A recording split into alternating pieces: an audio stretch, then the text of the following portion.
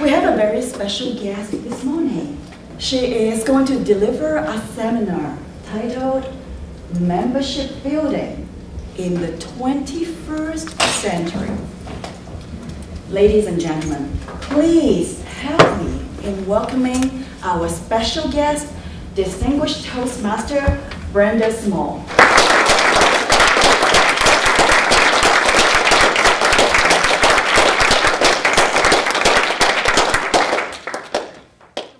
So today we're going to talk about membership building in the 21st century. What year is it? 2012. Crazy. As you know, we live in exponential times. Things are changing rapidly. How we communicate is changing rapidly due to things like this, technology, iPads, iPhones. It's interfering, I think, and changing how we talk to each other, right? And it's been changing how we communicate and recruit people to our clubs. So let's talk about where we are and where we want to be. But first, I want to know from all of you, we're going to go around very quickly, question, what motivated you to join Toastmasters? What motivated you to join Toastmasters? What was the catalyst? So we're going to do an exercise, so rapid fire, 10, 20 seconds tops. Say your name and what motivated you to join so we can hear all the different reasons in this room right now. So we'll start here. Doing a better job in communication with anybody, even outside work or in my life. I just wanted to have confidence in public speaking. Share all the wisdom that is contained in my heart and to listen to all of yours as well. The reason why I joined Toastmasters is because it was fun. We had a fellow president, Martin Phelps, and he made it fun. The reason why I stayed with Toastmasters is because I realized I felt isolated in my job. And by coming into Toastmasters, now I got to meet people in the company I never would have met before. I wanted to develop my confidence and communication and also to be more comfortable public speaking, and without it I wouldn't have been able to get up to speak at my dad's 90th birthday at 100 people. For the mental exercise I get every week. When I went, I was just so delighted that it was so much fun and people were so nice and it was all great. To be high on the vibe for a while and see what happens. Because I enjoy people. I like the diversity that is in Toastmasters. We get so many different avenues of people coming into Toastmasters. We've had nurses, we've had veterinarians, we've had teachers in our Toastmaster club, and we've just got 2 new members, and they're really enthusiastic. And so it's really interesting. Trying to organize those thoughts so they come out in a logical order, that is why I joined. We're meeting a lot of nice people and we're helping each other and we're growing. That's wonderful. So afraid at my first table topics, I was shaking so badly I fell off my high heel shoes. That was 17 years ago. So I joined to learn how to say the right thing at the right time to the right people and get the right result. Toastmasters has changed my life. And it's fabulous to watch other Toastmasters growing and that their lives are changed. We're a wonderful family and I love being a part of it.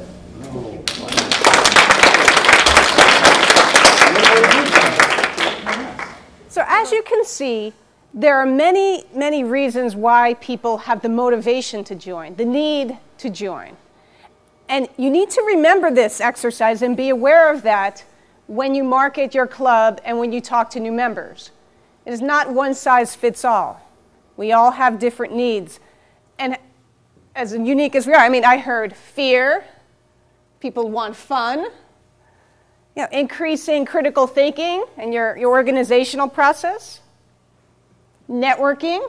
That's a big one today. My club, it seems like 1/4 of the members are recently unemployed, and they need to make some new connections. Professional development, giving presentations, sales.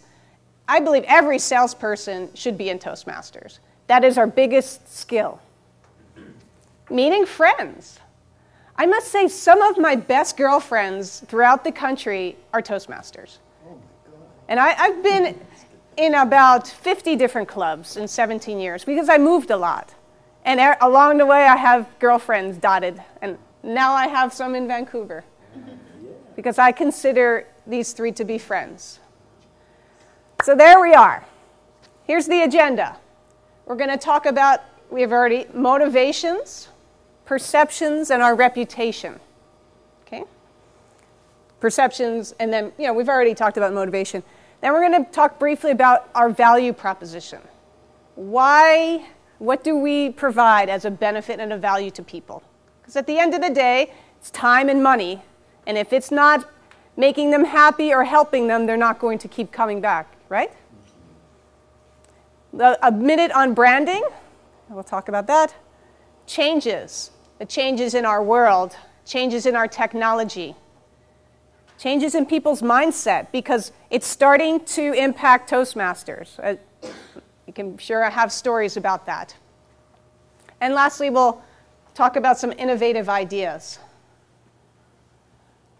Toastmasters' reputation was touched upon. How many of you run into people who think that we're old and stuffy and we just drink? Absolutely. Water. Only drink water. That we're very, very formal and stiff. So we have to overcome that. Seeing is believing. Now, realize again, every club is different, some more formal than others. Some people like the structure, whereas others really don't want that. And if you run into someone that visits your club and they're really not comfortable looking for something else, don't be afraid to say, there are many clubs, check them out, and see what meets your need. Come back to ours. Yeah, you certainly want them to join yours, but you don't want them to join yours if they don't like it and they're not comfortable. There are enough clubs in the district, and if they want something so good, we'll have them go charter their own. We could do that as well. So just be aware of our reputation. We are more than a place for public speaking. And let's talk about that for a moment. When you're talking to someone that is new to Toastmasters or doesn't know, and they're like, oh, don't you just do public speaking? And then you would say, oh, no, we're much more than that. Give me a phrase or a sentence. What else would you add to that? What are we? What more are we? We're becoming more all the time. Becoming more all the time? We're networking. Works on leadership skills. Yeah. We work on leadership skills. Communication. Confidence. How is confidence going to help anybody? Why would anyone care to be more confident? Are you concerned? What does it do for you? It helps you to express yourself more. Helps you to express yourself? Yeah, so It's a growing family, so you always have support. Ooh, support. Yeah, a lot of people that work from home are isolated and want that human interaction that you just don't get on Facebook. I mean, Facebook is nice and I'm on it, but oh, what a difference when you actually come over and you get to shake a real human's hand and look in the eye. Isn't that nice? And that's what I think is missing in our communities today more and more, the connectedness. Connectedness, write that down. That's a good one, too. That's a very good. Okay. So that's our perception, which we need to overcome actively all the time. And then inviting them to a club, seeing is believing. Hopefully, your club puts on good meetings. Not always the case week to week. Some are consistently all good. Some are good sometimes, depending upon who's the Toastmaster. So that's a whole other story, but you need to always remember, if you have guests, you need to put on a good meeting. Keep them coming back. All right, I think we talked about this, why people join, why they stick around. Why do people stay or leave? Just a few, I want to come points out of the audience. I think probably one of the biggest things is friendships. Friendships, yeah. Having a sense of belonging. Sense of belonging, yeah, that's. And having a personal benefit as well. Yeah, personal benefit. Feeling the love. Feeling the love, yeah. Yes. Mm-hmm. Watching others grow. Or even gaining confidence. Seeing improvement. Gaining confidence. Gaining confidence. Very good. All right, here are some value propositions. I was in sales. It's always what's in it for me, what's value. So let's go through some of these. We've already mentioned it. confidence, leadership. Hey, look, we've already done the list. Fun, social. All right, here's one. Improve job and interviewing skills. This is a big attraction today for many people looking for new jobs. I am an expert interviewer. I've had 13 employers in 20 years. I've moved around. But I nail every interview I go to. Partly I've done it, but partly I'm a Toastmaster and I love table topics. Table topics helps with interviews. If you know someone that's struggling and they need to get their skills sharpened, you tell them this. You will become a better interviewer, and if you have the proper skill set and you get in front of that person after a few months of Toastmasters, they're going to have a head up on the other person. The other thing is if you do have a job and you're underpaid and you want a raise, Toastmasters can help you formulate the discussion with your boss on why you're deserving of it. I've done that. I've practiced that speech in my club, my role played on what my discussion to my boss, and it worked. So that's another thing for something to think about. Effective negotiation, debating.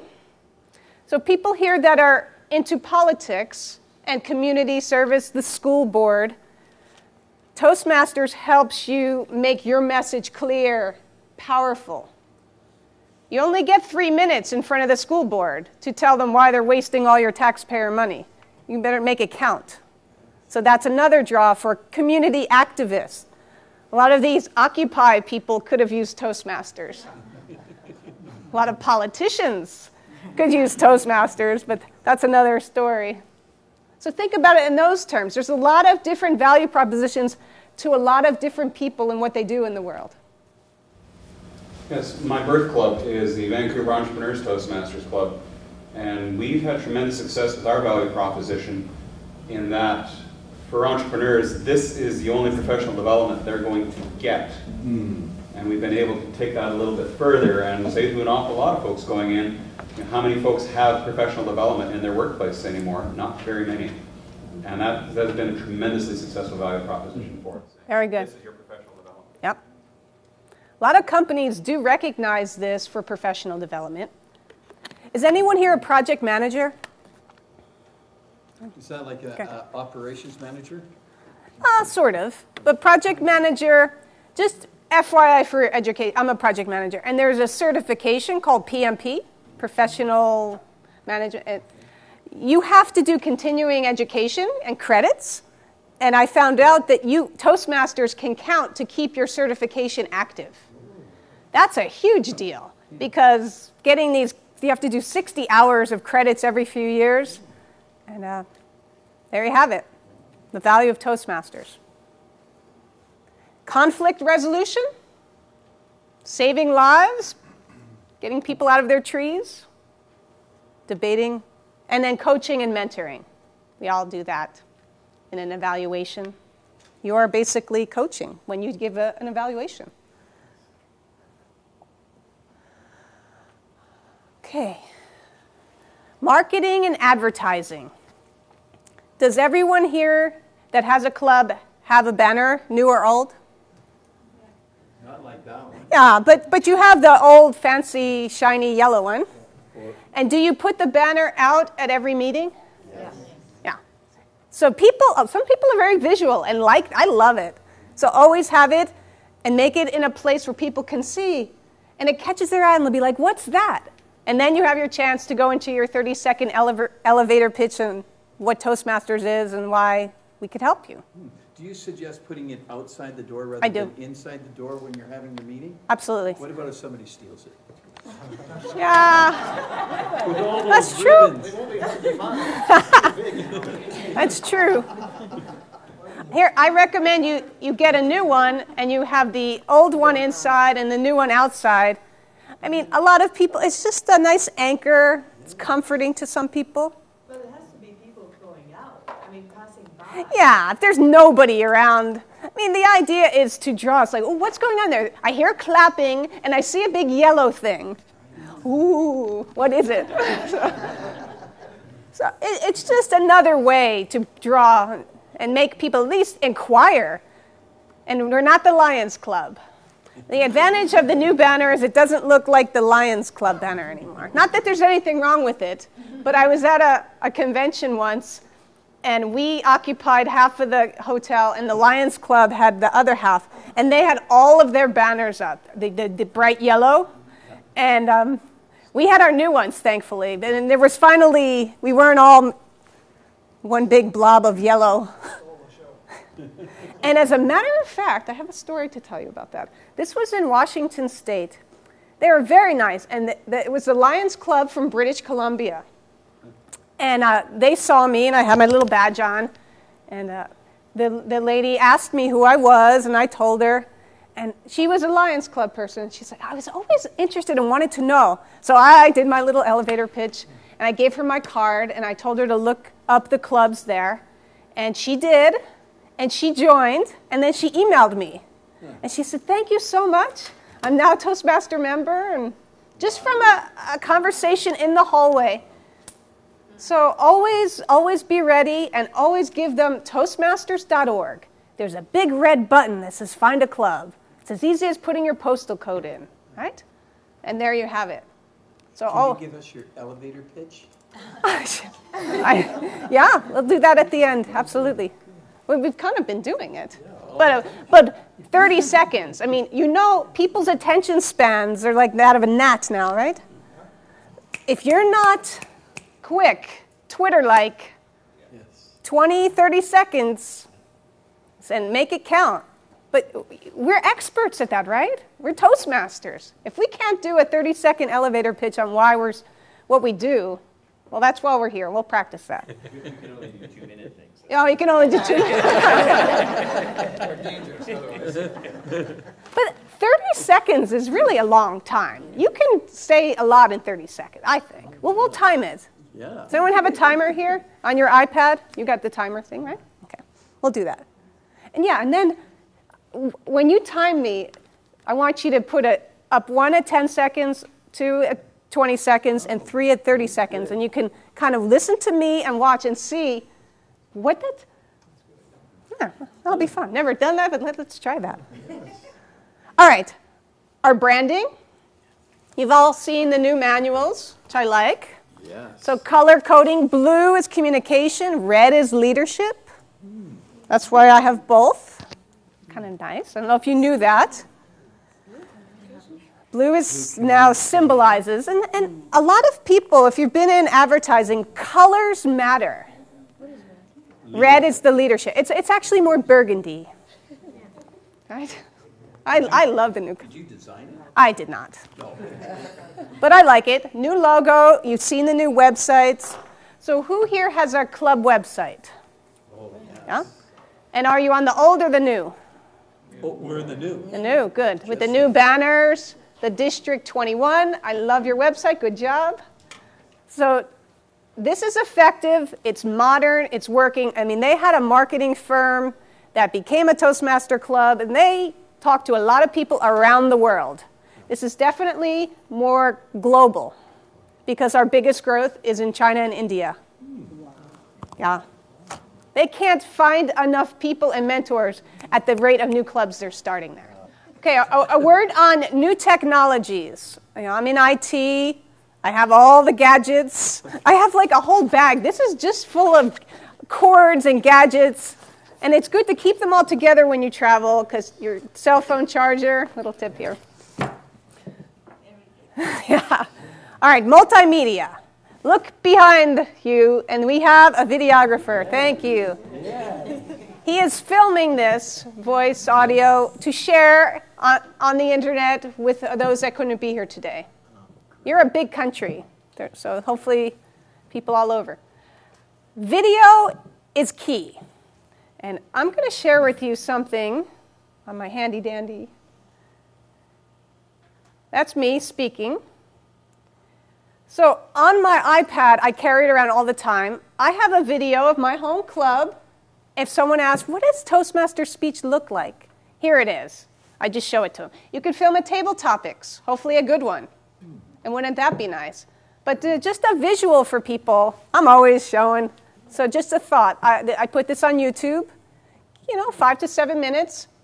I don't recommend putting a controversial speech on YouTube. Keep it, kind of generic and clean, because this is for the public to see. I see how my husband's a videographer. He took our club banner. This is an older video, but isn't that nice? Yes. So it's just another thing you can share with people. I'll have a couple of videos to add. Just a thought to use technology to share the message. Some people like sight, sound. I got to find my keynote. Do we get to hear it too? No. I do have a nice speech that is not there on YouTube where I do the Flanders Field poem that I open with.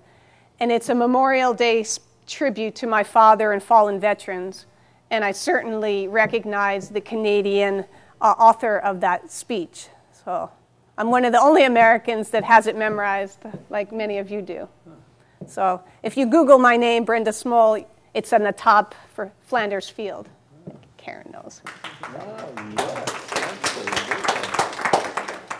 Okay, multimedia, videos, podcasts. We need to be hitting on all cylinders of all the new technology. LinkedIn, Meetup Group, Facebook. Any of you not familiar with any of those? LinkedIn is the professional. There's a big Toastmasters International. Our District 21 has a LinkedIn site, and it talks more about conferences and training. You can certainly do that. Smaller subset, but at least you'd be hitting another audience. Does anyone here know what Meetup is or not know what Meetup is? Unfortunately, part of the change in our world is that RSVP doesn't have the meaning that it used to. Have you noticed that? People will RSVP yes and not show. And unfortunately, it's just a cultural thing. It's commitment. A lot of people, if it's anonymous, they just lack commitment. That's why we need to call people, connect, and say, will you come? I want you to come. I invite you to come. And then they feel a little bit more obliged to visit. Got to make it a little more personal in this crazy virtual world. How many times do you think we should call them? Once or twice. And some people don't even listen to their voicemail and don't want to talk. Have you come into that? People that don't answer their phone ever and don't want to talk live. And it's frustrating the heck out of us because we're really good at talking. Yeah. But you have to reach people in ways that they're comfortable with. An email, a text. Hey, just a reminder, I know you knew about our meeting tonight. It's at 7 o'clock. And they might come. If you you don't want to be a nag, but you want to be persistently polite. And only you need to determine what's appropriate. And guests often think they're important if you follow up. Yeah. Okay. Make them feel like almost like a client, and you're courting them. Let's talk a moment about the changes in our world, the changes in how we communicate. Some people prefer face-to-face. Have a cup of tea, share lunch.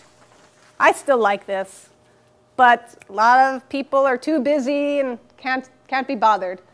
If they're that too busy, most people either like tea or coffee, right? Yep. And you can do that in 10 minutes. So recommend that as well. Entice them with a muffin, something, I like that, entice them with a muffin. So then other people prefer email.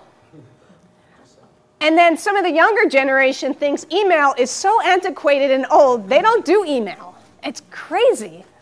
And they prefer just texting and chatting. So again, you have to hit people on all different areas and meet what they need and what they want. And sometimes you have to figure it out. Sometimes I just ask them, I want to be in touch with you. What do you prefer? What communication method do you prefer? What will you actually answer?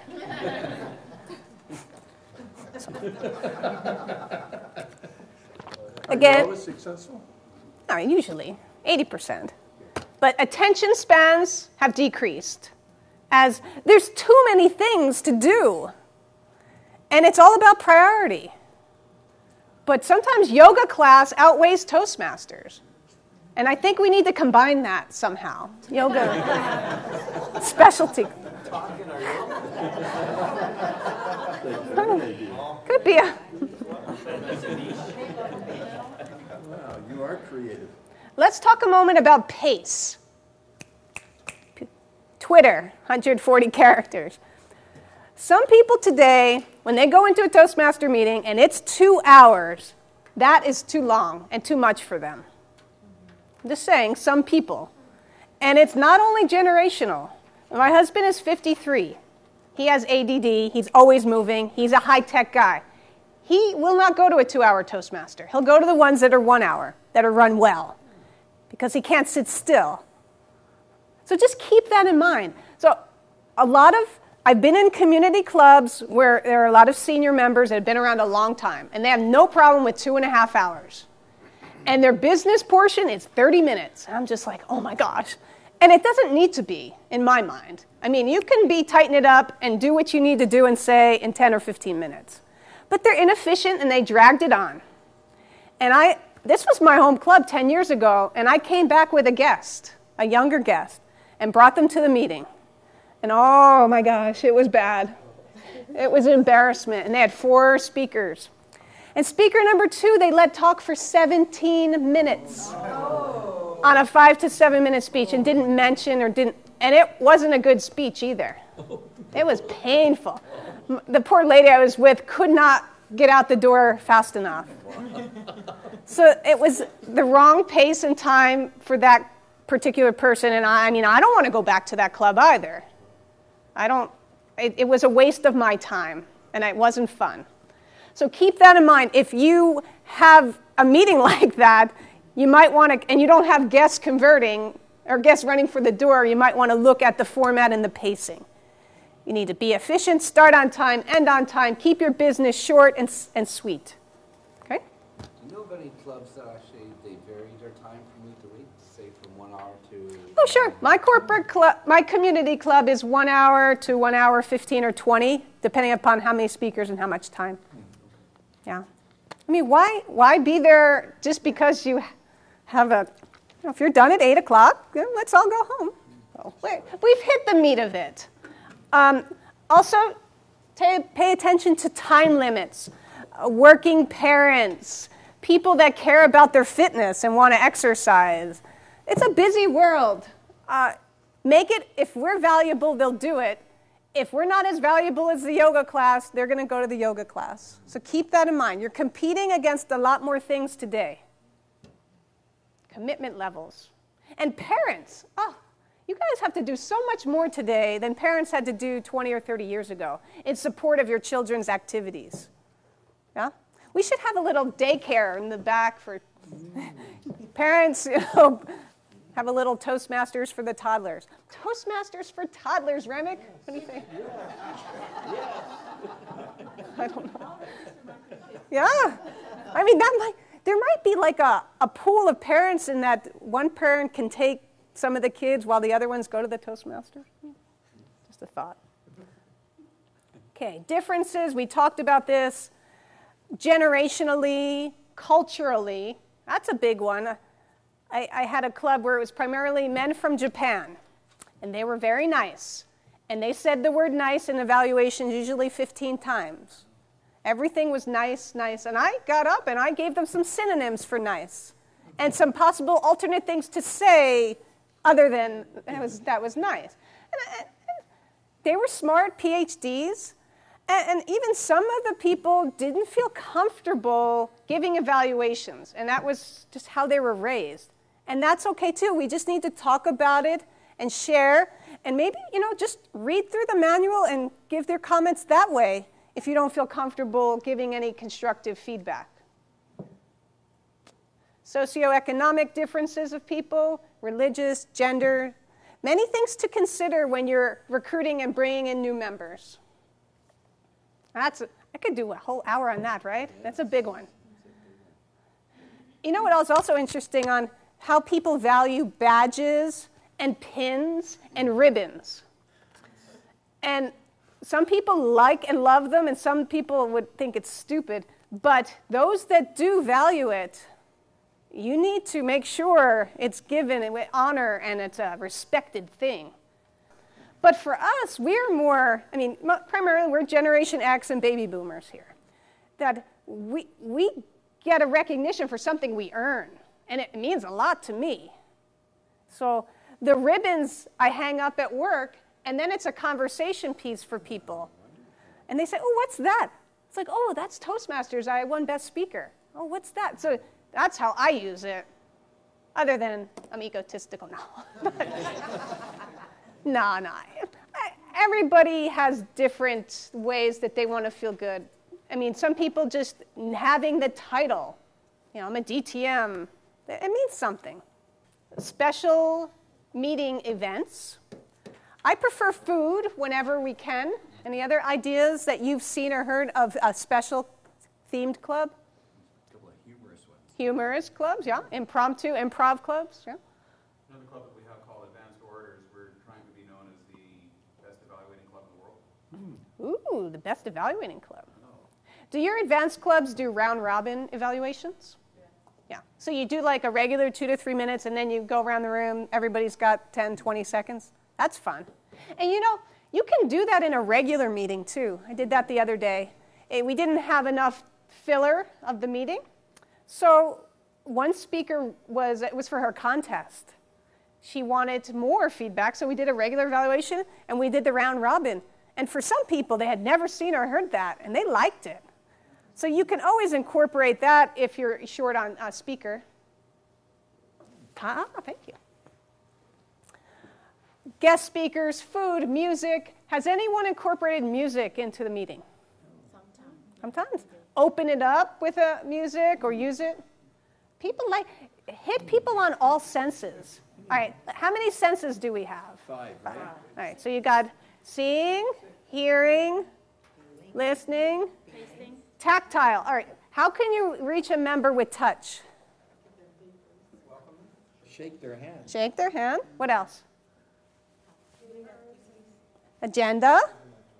Handouts. Hug them. Yeah. Or pat on the back.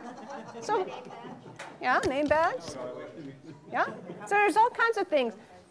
If you don't hit people on all their senses, you're missing something. So at least you should go on 4 of them.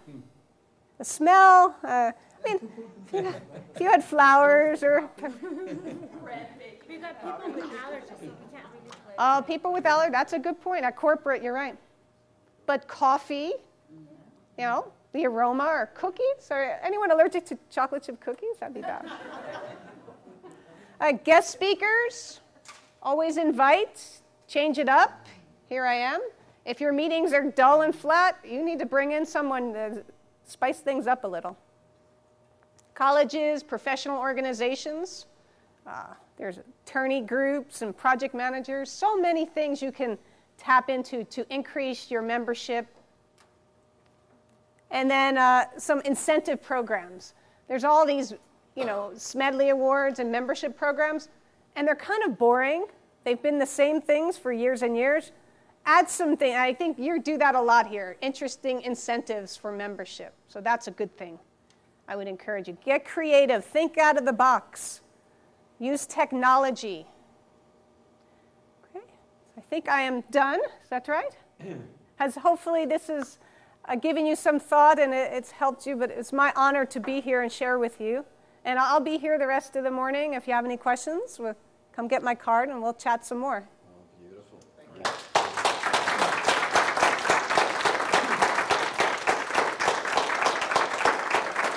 Thank you.